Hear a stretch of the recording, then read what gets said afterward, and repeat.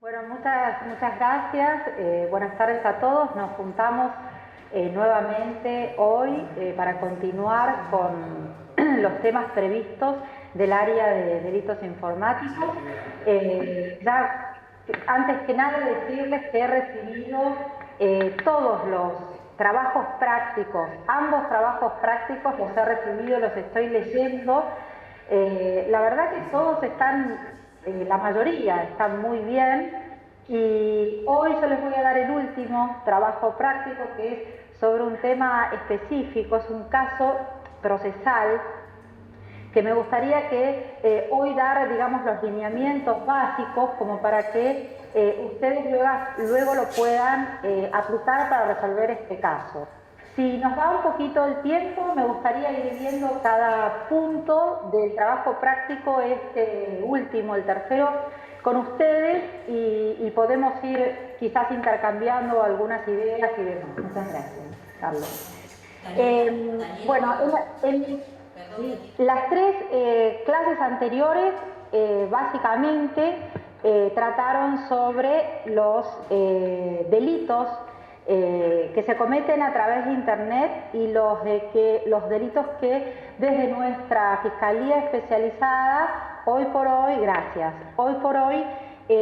acostumbramos y solemos investigar, porque realmente cada vez más son los delitos, esta modalidad delictiva, las que ingresan al ámbito de la Fiscalía Especializada en Delitos Informáticos. Quizás la realidad es que hoy me gustaría compartir con ustedes ciertas cuestiones procesales que realmente todavía no están resueltas, pero que nosotros debemos ir discutiendo y afianzando a medida que los casos ingresan a la Fiscalía, cuando nos disponemos a investigar y a llevar a cabo una investigación eficiente, una investigación eficaz, con el respeto de las garantías procesales que debemos lógicamente garantizar. Con lo cual, sinceramente, en el día a día hay muchísimas cuestiones que debemos resolver, y que pienso, a mi humilde entender, es que va a hacer falta una adaptación de las normas procesales a los diferentes códigos procesales del ámbito de la República Argentina. Yo creo que hay cuatro desafíos que son fundamentales, cuatro puntos que son fundamentales a la hora de poder afianzarnos y reforzar lo que es una investigación en el ámbito de cibercrimen. En primer lugar, los desafíos relacionados con la reforma del Código Penal. La Ley 26.388 en el año 2008, por suerte, ha dado luz a la incorporación de ciertas modalidades delictivas, ya sea creando nuevos tipos penales o adaptando lo ya existente, pero lo cierto es que hoy estamos frente a tipos penales que están expresamente previstos en el Código Penal, y los jueces o los fiscales no tenemos que hacer interpretaciones amplias y intentando hacer una analogía que está prohibida en el ámbito penal.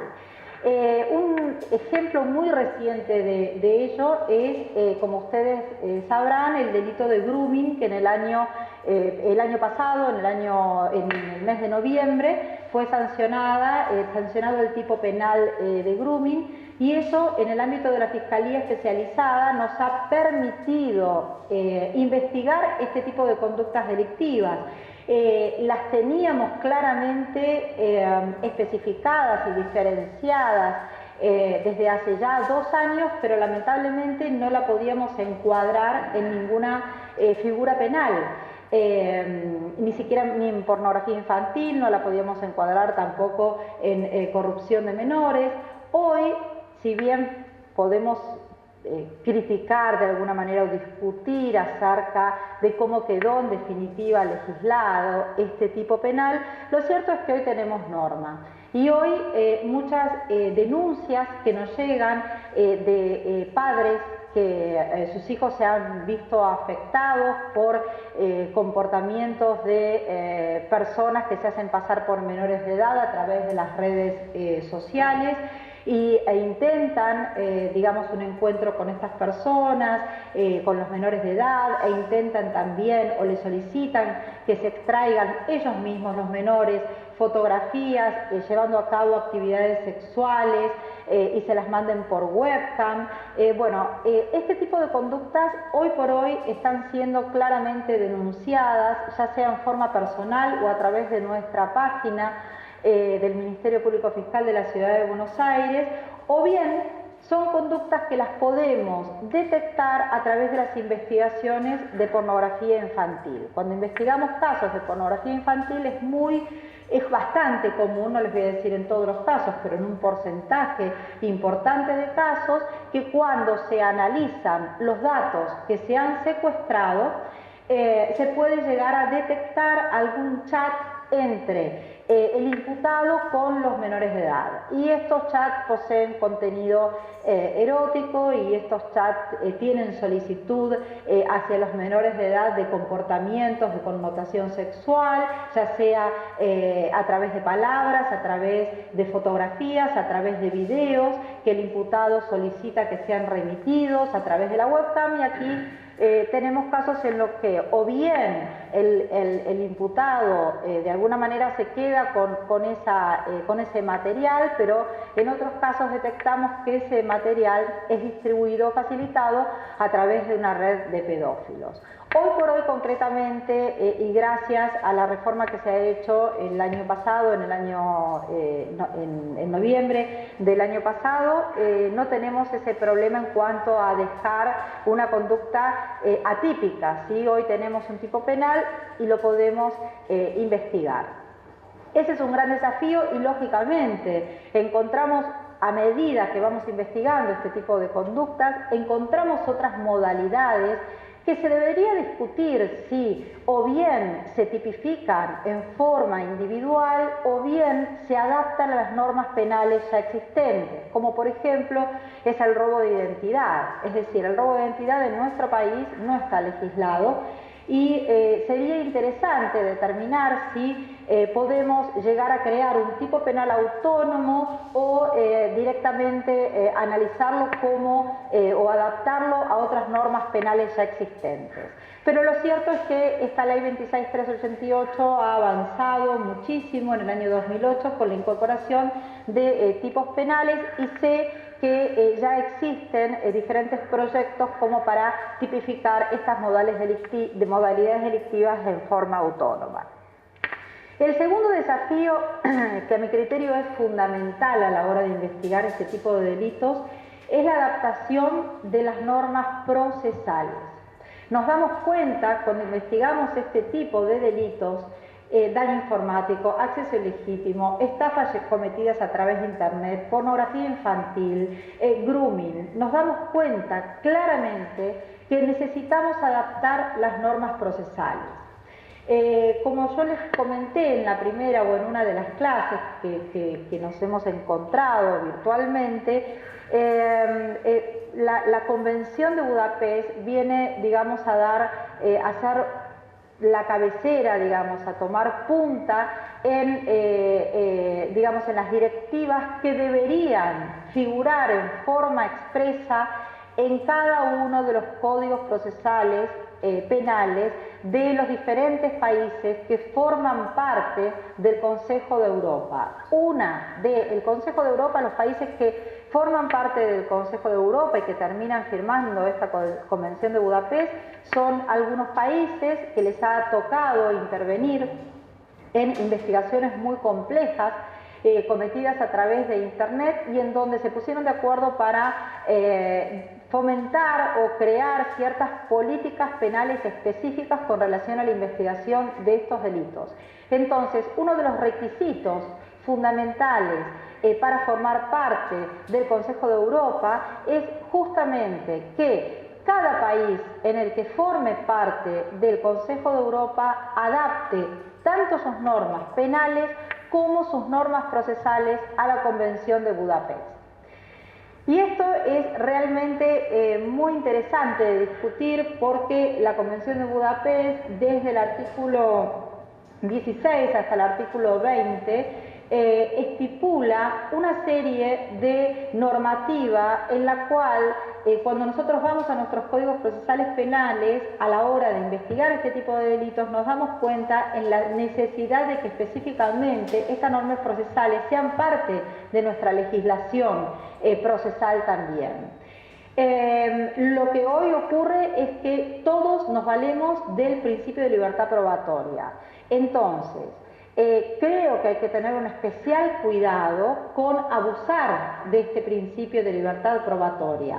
Específicamente, determinar, que esté determinado o expresado en los códigos procesales penales ciertas cuestiones con relación a la investigación de la recolección de la evidencia digital es sinceramente fundamental a mi entender para no,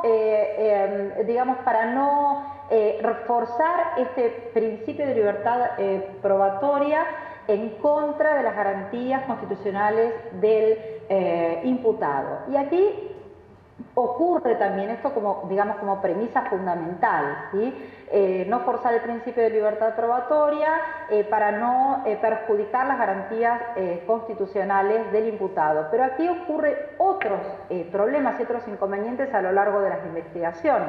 Como nuestros códigos procesales penales no regulan las normas o las medidas que podemos expresamente solicitar o llevar a cabo en el marco de una investigación penal, lo cierto es que muchas veces esto trae un dislate jurisdiccional. ¿Por qué? Porque los abogados defensores hoy por hoy empiezan a plantear una serie de objeciones a la hora que la Fiscalía, como es en el caso nuestro, en el marco de un sistema acusatorio, o un juez o quien investigue de acuerdo al sistema que impere en cada una de las ciudades o provincias, llevan a cabo algunas medidas que son objetadas claramente por la defensa. Y esto, sinceramente, yo creo que nadie tiene la última palabra.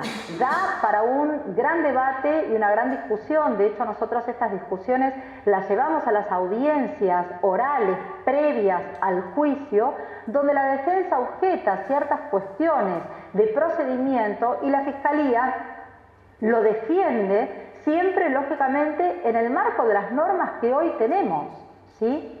Pero lo cierto es que evitaríamos este retraso en las investigaciones si ciertas cuestiones procesales están perfectamente delimitadas y expresadas en el Código Procesal Penal. Como vamos a ver ahora en un ratito, los diferentes niveles de injerencia que podría eventualmente tener el Estado a la hora de llevar a cabo una investigación.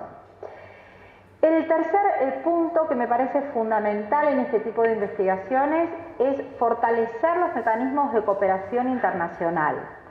Hoy por hoy nos encontramos en esta modalidad delictiva con casos que se llevan a cabo en un lugar del mundo, en Italia por ejemplo, es allí donde está el autor, pero la víctima está en la República Argentina y el servidor está en Polonia. Bueno, muy bien, ¿cómo hacemos para que, digamos, las tratativas y los tratados tradicionales de cooperación internacional puedan de alguna manera cobrar una cierta rapidez a la hora de la cooperación propiamente dicha? Y esto teniendo en cuenta en el que hay ciertas investigaciones que en donde adoptamos los tratados tradicionales de cooperación internacional, no es un gran problema que se demore mucho en el tiempo. En los delitos donde se investigan este tipo de modalidades delictivas y cibernéticas, sí es un gran problema, porque la evidencia digital es absolutamente volátil. Hoy está y mañana no está, con lo cual la necesidad de asegurar la prueba, de preservar la prueba, de conservarla, para luego presentarla en un juicio oral y público es inminente. Es decir, si nosotros vamos a tardar el tiempo que hoy los tratados de cooperación internacional tradicionales nos demanda, realmente corremos el riesgo de perder un caso, es decir, de perder la eficiencia y la eficacia en el resultado de un caso concreto. Y como cuarto punto, que es también sumamente importante, que es un cuarto desafío, es la relación con los proveedores de servicio de Internet. Claramente nosotros no podemos iniciar siquiera un caso si no tenemos la colaboración de Microsoft, de Google, de Facebook, de Twitter. Necesitamos concretamente que colaboren y nos brinden la información que la justicia solicita en el ámbito de la investigación.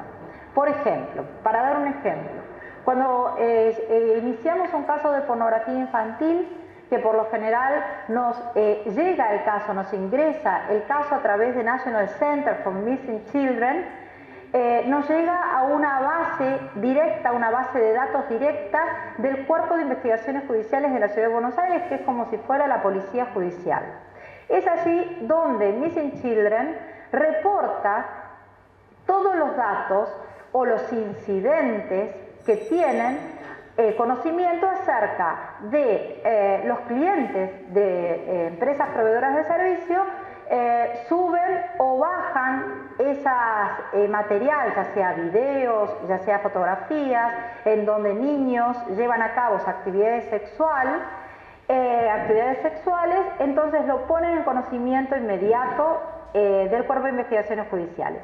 Claro que cuando llega a Buenos Aires es porque ya Missing Children sabe que el autor estaría en la República Argentina, ¿sí? No especifica exactamente en qué lugar de la República Argentina, pero sí cuando llega al ámbito de Ciudad de Buenos Aires sabemos que está el autor en alguna provincia o en la ciudad de Buenos Aires, pero está dentro de la República Argentina. ¿Qué es lo que primerísimo tenemos que determinar? Es justamente dónde está ubicada la dirección de IP. Es decir, desde dónde se conectó la persona que distribuyó, facilitó, comercializó pornografía infantil. Este dato nosotros se lo pedimos a la empresa proveedora de servicio. Y cada empresa proveedora de servicio, sinceramente, tiene sus reglas internas para darnos la información, porque no está regulado a nivel nacional o a nivel internacional la obligación de los proveedores de servicio para brindarnos la información necesaria y fundamental para iniciar una investigación. Y este es el primer problema con el que nos encontramos.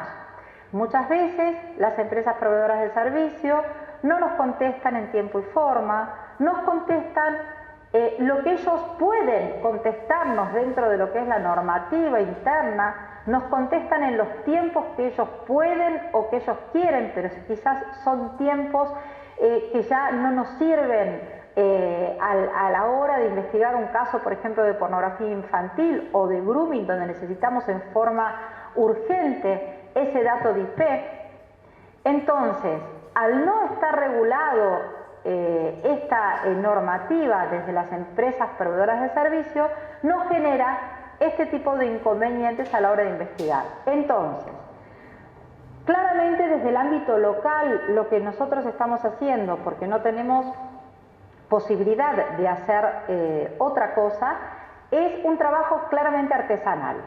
Reunirnos con los representantes de cada una de las empresas proveedoras de servicios que están en la Ciudad de Buenos Aires o en la República Argentina, para que ellos sepan qué es lo que necesitamos a la hora de investigar este tipo de delitos, en cuánto tiempo lo necesitamos, y para que ellos también nos digan, bueno, muy bien, si ustedes van a necesitar esta información, el enlace para pedir esta información en forma urgente es este, y lo van a tener que pedir de esta manera. Y nosotros este tipo de información no les vamos a poder brindar, y esta información sí le vamos a poder brindar. Y no vamos a poder hacerlo en un plazo menor a tantos meses. Entonces nosotros con esa información ya sabemos concretamente, prima facie, si nos van a responder, si cuánto tiempo van a responder, o muchas veces ellos nos piden, por ejemplo, Facebook nos piden que la información se la solicitemos siempre con un oficio con firma del juez. Hay otras empresas nacionales que no necesariamente lo tenemos que hacer con pedido del juez, simplemente lo podemos hacer, la fiscalía, el fiscal lo puede hacer. Y acá nos surgen otros inconvenientes. Como Facebook, por ejemplo, tiene como reglamentación interna que sea el juez y no el fiscal el que pida este tipo de información, nosotros, para evitar todo tipo de dislate en lo que es la investigación, directamente se lo pedimos al juez, que el juez se lo pida a Facebook. Nos ha ocurrido que hay jueces en el ámbito de la ciudad que nos dice que en realidad nosotros teniendo, la Ciudad de Buenos Aires teniendo un sistema acusatorio, es perfectamente el fiscal quien debe pedir esta información. Cuando nosotros le decimos que Facebook requiere de la firma del juez, muchas veces los jueces dicen, pero en el ámbito del sistema acusatorio, en el marco del artículo 93 del Código Procesal Penal de la Ciudad Autónoma de Buenos Aires, el fiscal tiene todas las facultades y atribuciones para llevar a cabo este tipo de medidas, y los jueces muchas veces se animan a decir que los datos que solicitamos, que son los datos de los abonados, que son los datos que solicitamos al principio de una investigación, no son datos que requieran una firma del juez, porque en realidad los datos de los abonados, que son los que pedimos nosotros, son concretamente los datos de quienes contrataron el servicio de Internet, a nombre de quién se facturó, dónde vive la persona que paga ese servicio de Internet, hace cuánto tiempo que es cliente. Esos son los datos que nosotros requerimos para iniciar la investigación. Una vez que determinamos que el IP pertenece a X persona y que X persona vive, supónganse, en la provincia del Chaco, entonces ese dato a mí me va a permitir pedirle al juez que se declare incompetente para que sea la justicia del Chaco quien continúe investigando en ese caso. Ahora bien, cuando el caso, claramente, cuando la dirección de IP está en el ámbito de la Ciudad de Buenos Aires, lógicamente la investigamos nosotros, y ya si existen indicios en la información de National Center for Missing Children de que se trataría, por ejemplo, de una red de pornografía infantil, es donde nosotros continuamos con la investigación, porque es muy probable que luego de las pericias llevadas a cabo, luego del secuestro de los soportes informáticos, se pueda llegar a dilucidar que uno de los componentes de esa red de pornografía infantil, por ejemplo, se encuentra en el ámbito de la Ciudad de Buenos Aires. Y es aquí cuando decimos, volviendo a la cuestión estrictamente procesal, ¿cuáles son las normas procesales que deberían adaptarse, entiendo, a la Convención de Budapest? En primer lugar, es la conservación inmediata de los datos informáticos. Como yo les decía, al inicio de una investigación vamos a necesitar tanto los datos de los abonados, que son concretamente los datos de las personas que llevaron a cabo que contrataron el servicio de Internet, el domicilio de facturación, a nombre de quién está, hace cuánto tiempo que es cliente. Esos son los datos de los abonados. ¿Dónde está ubicada la IP? ¿En qué domicilio está ubicada la IP? ¿Qué es lo que nos permite a nosotros obtener un dato de los abonados? Es determinar específicamente de dónde salió la información que puede ser susceptible de ser subsumida en algún tipo penal, y por ende llevar a cabo ciertas tareas de investigación para determinar si esa misma persona es la que vive en ese lugar donde nos informa la empresa proveedora de servicio, con quién vive esa persona, porque resulta muchas veces complicado, porque las empresas, muchas veces los datos de los abonados o la facturación está a nombre de una persona o de la mujer que vive en la casa, pero en realidad el imputado nos ha pasado que resulta ser o el hijo o un hermano o el suegro, con lo cual las tareas de investigación tienen que ser muy concretas, porque esas tareas de individualización nos va a permitir pedir posteriormente el allanamiento concreto en cada uno de los delitos que estemos investigando. Otro tipo de datos que nos resulta sumamente importantes a la hora de investigar este tipo de delitos son los datos de tráfico. ¿Qué son los datos de tráfico? Los datos de tráfico no es ni nada más ni nada menos que el circuito de la comunicación. ¿Cuándo se inició? ¿Cuánto duró? ¿Cuál es el origen? ¿Cuál es el destino? El tiempo de duración de esa comunicación. Y por último, lo que también necesitamos, lógicamente, son los datos de contenido. Aquí los datos de contenido no nos va a determinar solamente el circuito de con quién se comunicó y con quién y cuánto duró su comunicación, sino el contenido propiamente dicho del mail, por ejemplo, o de las fotografías intercambiadas. Fíjense ustedes en tres tipos de datos que yo les acabo de decir. Parecería que son datos desde los más sencillos, como los datos de los abonados, hasta datos un poquito más complejos en cuanto a la propiedad privada y a la privacidad que revisten los datos personales que estamos solicitando. Con lo cual aquí sí, yo entiendo que habría que hacer una diferenciación entre los diferentes niveles de injerencias por parte del Estado. Y entiendo que, por ejemplo, en los datos de las abonadas, y esto claramente es sinceramente una opinión basada en la lógica de la investigación de estos delitos de acuerdo a la experiencia, pero lo que entiendo es que, por ejemplo, los datos de los abonados perfectamente podría ser pedido por el fiscal. Quizás ya los datos de tráfico y los datos de contenido debería ser pedido por el juez siempre a pedido del fiscal en el caso que estemos dentro del marco de un sistema acusatorio. Hoy por hoy no está, como bien el artículo 16 de la Convención de Budapest dice que los proveedores de servicio, es decir, las autoridades judiciales, deberían obligar a los proveedores de servicio a conservar los datos informáticos de los abonados. Nosotros hoy por hoy no tenemos esa normativa que nos permite decirles y exigirles de alguna manera a las empresas proveedoras de servicio conserven estos datos.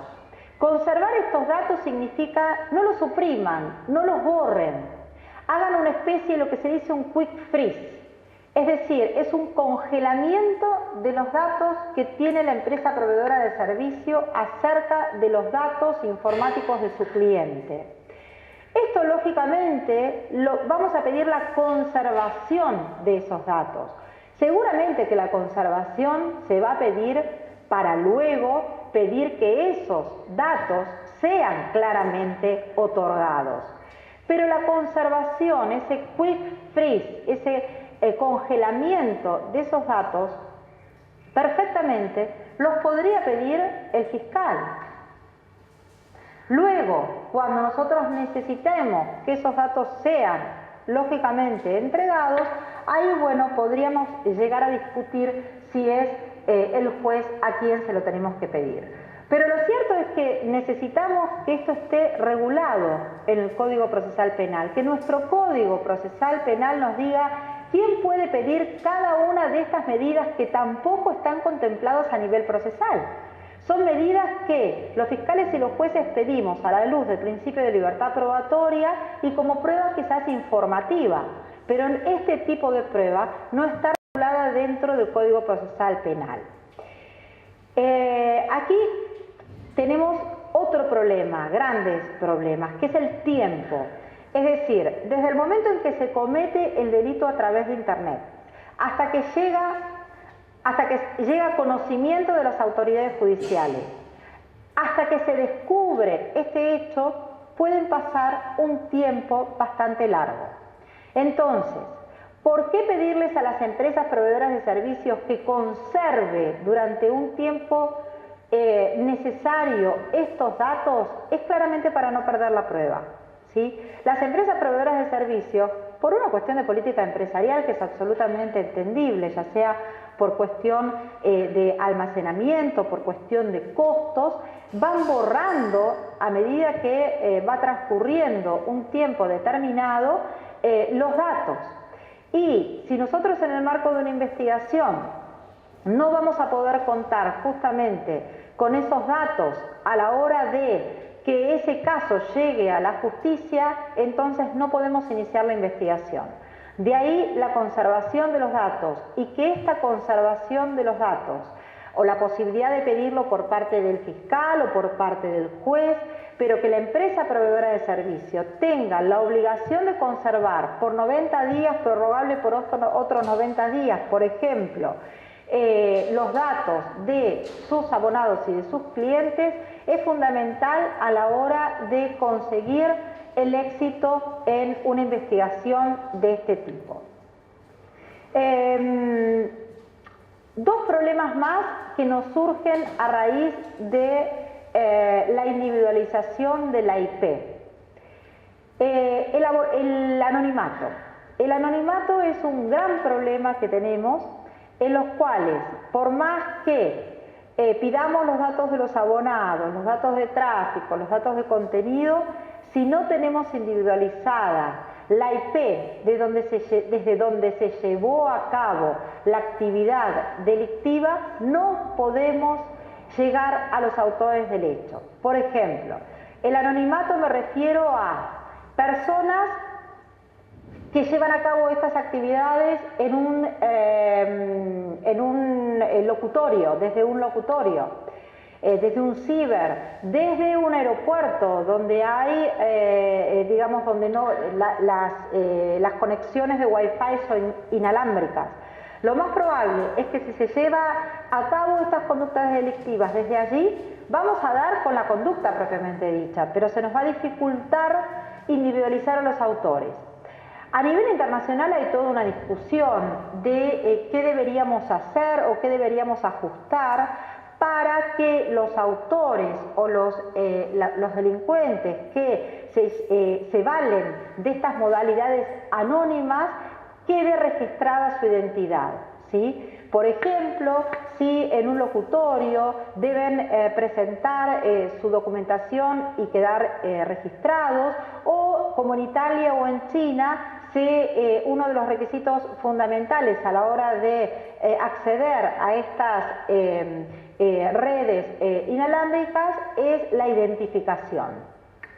Lo que pasa es que yo entiendo que aquí entran otras cuestiones que podríamos discutir acerca de si es correcto o si de alguna manera estamos vulnerando lo que sería la libertad de expresión de muchas personas que no tienen ánimos quizás de cometer un delito, pero sí de expresar sus ideas a través de las redes sociales sin decir concretamente quiénes son, y lo hacen a través de un seudónimo. Con lo cual aquí empezarían o entrarían a jugar otras garantías constitucionales, entiendo yo, como es la libertad de expresión. El avance de la tecnología hoy por hoy nos deja siempre un paso, o mejor dicho, unos cuantos pasos atrás. Por ejemplo, la utilización de la red Tor. Tor es un software que permite a los imputados navegar en forma anónima. No quiero decirles que la mayoría de los que navegan en Tor utilizan esta modalidad o este software para hacerlo, para cometer delitos.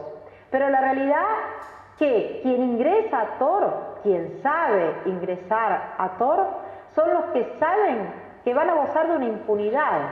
Porque este software tiene una tecnología determinada que impide claramente a los investigadores, y no solamente judiciales, sino a los investigadores, a los técnicos, digamos, a los que realmente conocen acerca de las modalidades tecnológicas de ingresar y de navegar por este tipo de redes, los dejan absolutamente impunes porque no se puede llegar jamás al origen desde donde este material dañino o este material delictivo fue promocionado o fue distribuido o fue repartido o facilitado. Con lo cual, aquí nos encontramos ante otros problemas. Y la realidad es que con el correr del tiempo, cada vez nos vamos encontrando con más escollos porque la tecnología sigue avanzando y, digamos, las formas de investigación judicial y tecnológica, digamos, siempre va unos pasos atrás. Daniela, sí. Quedan 2 minutos. Tenés que cerrar en 2 minutos la clase porque tenemos la otra videoconferencia. Ya estás tomando el recreo, digamos. Bueno, voy a tratar de cerrarlo en 2 minutos porque esta parte también es muy importante, que es uno de la segunda, digamos, norma procesal que está contemplada en la Convención de Budapest, y es cuando llevamos a cabo los registros o los allanamientos. No es lo mismo, claramente, secuestrar, por ejemplo, un servidor entero que secuestrar los datos que se encuentran dentro de ese servidor. No es lo mismo secuestrar las cosas físicas que contemplan todos los códigos procesales de nuestro país que secuestrar los datos. ¿Por qué? Porque seguramente cuando secuestremos, cuando, digamos, empecemos a investigar un poquito sobre lo que hay dentro de los sistemas informáticos, nos vamos a encontrar con que hay una serie de datos, millones de datos, que no solamente van a tener relación con lo que es el delito que estamos investigando, por ejemplo, pornografía infantil o daño informático, sino que va a haber un montón de otros datos que pueden llegar a ser origen de la comisión de otros delitos, o bien también podrían llegar a ser datos personales que corresponden a terceras personas. Y esto es lo que se llama lo que se llama la doctrina de la plain view, hasta qué punto nosotros podemos avanzar e ir mucho más allá de lo que estrictamente la orden de allanamiento nos expresa. Entonces sería muy bueno que en las normas procesales se pueda determinar concretamente esta forma de registrar los sistemas informáticos y todos los dispositivos de almacenamientos informáticos que posea este tipo de datos informáticos relacionados estrictamente con el delito que investigamos para no vulnerar, digamos, garantías o datos que corresponden a otras personas y que nada tiene que ver con estos delitos. Bueno. Los dejo entonces, aquí era poquito lo que me faltaba, pero no quiero ocuparles más tiempo, simplemente recomendarles, si les interesa, 2 libros, 2 bibliografías para consultar, que es el libro de Derecho Penal y Procesal Penal del doctor Pablo Palazzi y el libro sobre prueba informática del doctor Daniel Petrone. Yo les voy a mandar a través de Carlos Blanco el último caso práctico y yo creo que con esta bibliografía más la introducción, les diría, de lo que yo acabo de relatarles y de contarles, es un buen material como para que se pueda resolver ese último caso. Muchísimas gracias y perdón si les saqué el recreo.